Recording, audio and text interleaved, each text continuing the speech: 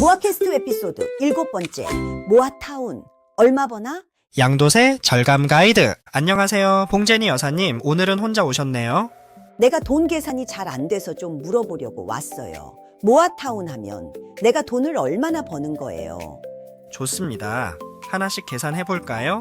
봉제니 여사님, 대개 종전자산 추정액을 4억 원으로 보고 비례율을 120%로 가정하면 권리 가액은 약 4억 8천만 원 정도로 볼 수 있습니다. 아니, 잠깐만요. 비례율은 뭐고 권리가액은 또 뭐예요? 쉽게 말하면 권리 가액은 새 아파트를 받을 때 내 기존 집의 가치로 인정받는 금액입니다. 그럼 내 4억짜리 집을 아파트 받을 때는 4억 8천만 원 정도로 인정받는다는 거예요. 네, 맞습니다. 정확한 금액은 나중에 건축심의일 기준의 감정평가와 사업계획에 따라 달라지긴 하고요. 그럼 내가 34평을 받는다고 하면 돈을 얼마나 버는 거예요?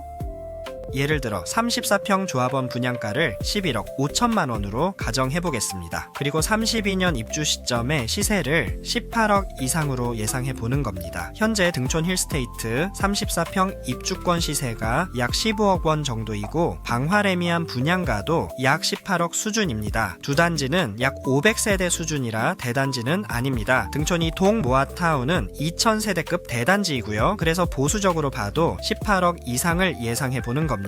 요즘 서울 아파트 가격이 많이 올랐어요. 대출이 잘 안 나온다는데도 15억 원이 넘어가더라고요.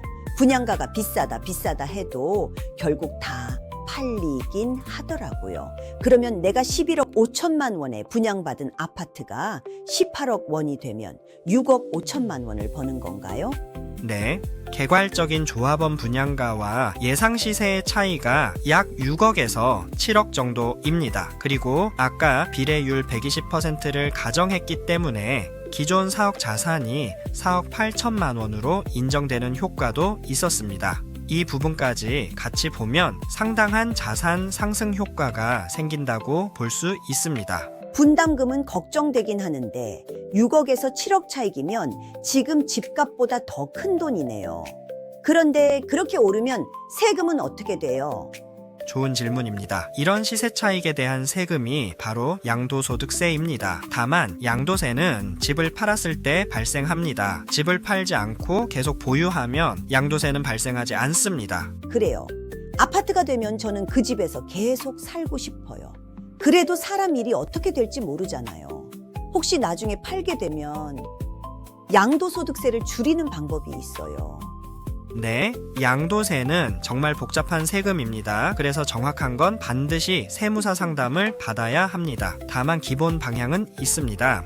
첫째, 1가구 1주택 구조를 만드는 겁니다. 1가구 1주택이면 양도세 세율에서 유리한 부분이 있습니다. 둘째, 실거주와 장기 보유입니다. 오래 보유하고 실거주 기간도 길면 장기 보유 특별 공제를 받을 수 있습니다. 세 번째는 부부 공동명의입니다. 부부 공동명의요?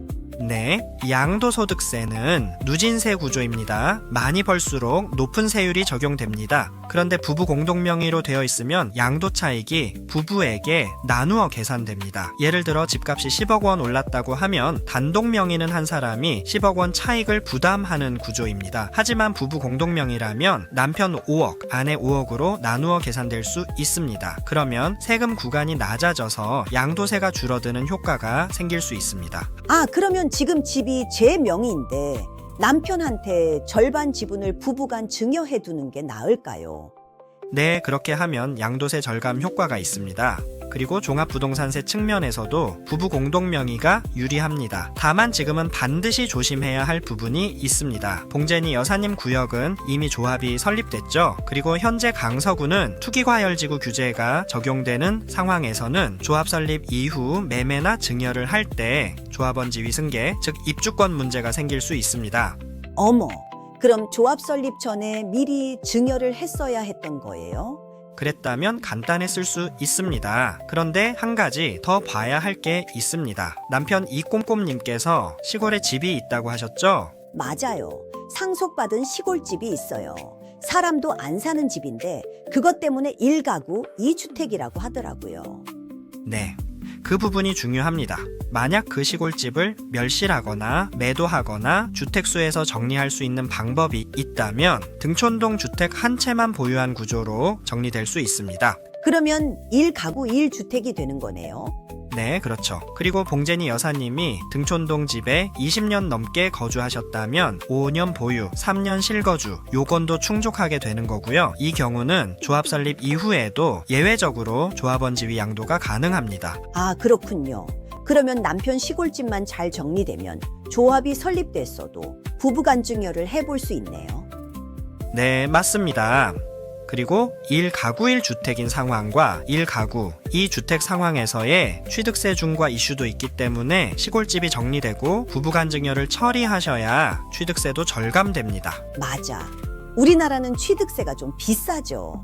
핵심은 이겁니다. 첫째, 새 아파트가 되면 자산 상승 효과가 클 수 있습니다. 둘째, 팔지 않으면 양도소득세는 발생하지 않습니다. 셋째, 나중에 팔 가능성이 있다면 1가구 1주택, 장기 보유, 실거주, 부부 공동 명의를 미리 검토해야 합니다. 넷째, 시골집처럼 주택수에 영향을 주는 자산은 미리 정리 방향을 세워야 합니다. 그래요. 오늘은 돈 버는 계산만 하려고 왔는데 세금까지 생각하니까 진짜 미리 준비해야겠네요. 세무사 상담을 꼭 받아야겠네요. 그리고 나 아직 궁금한 거 많아요. 다음에도 나 혼자 와서 또 물어봐도 되죠? 그럼요. 봉제니 여사님 질문이 다른 조합원님들도 가장 궁금해하는 질문입니다. 다음 시간에는 입주할 때 돈이 모자라면 어떻게 할 수 있는지 전세를 활용하는 방법까지 쉽게 설명드리겠습니다. 좋아요. 그럼 다음에 또 올게요. 네, 다음에 뵙겠습니다.